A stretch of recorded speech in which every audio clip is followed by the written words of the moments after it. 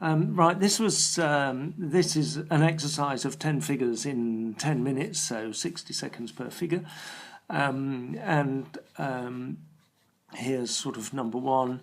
And inevitably, when you kind of start doing this, you're thinking figure quite a lot, and legs and arms and head and stuff. You're kind of gradually trying to break out of those thoughts as you go along. But so number one is probably sort of a figure.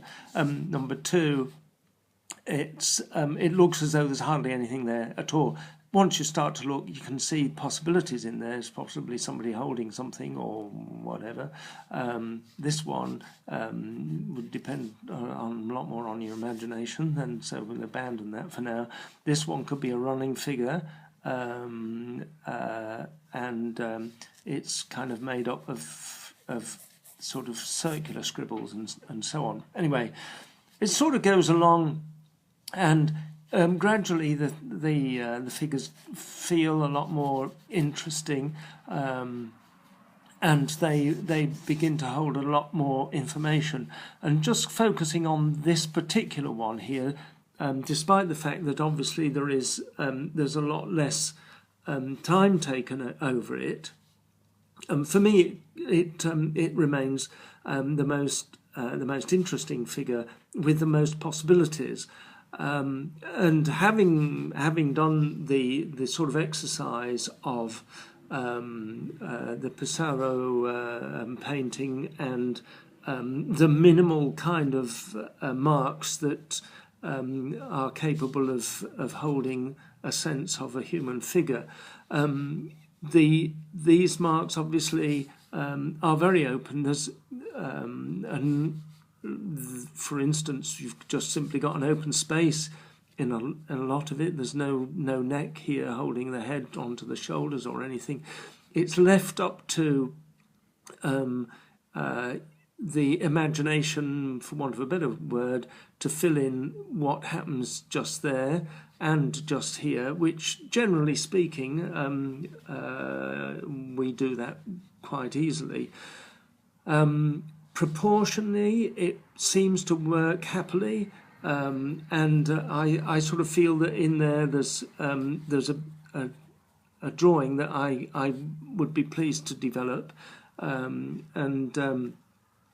I would be very happy to work on that idea, especially when it's got some thoughts of the face, and certainly the face sort of looking downwards, and either a hairstyle or a hat or something there, and a white collar or sort of bare skin there, and then some sort of top, then a dress or trousers or whatever it is down here, and there's another leg possibly here, a knee there.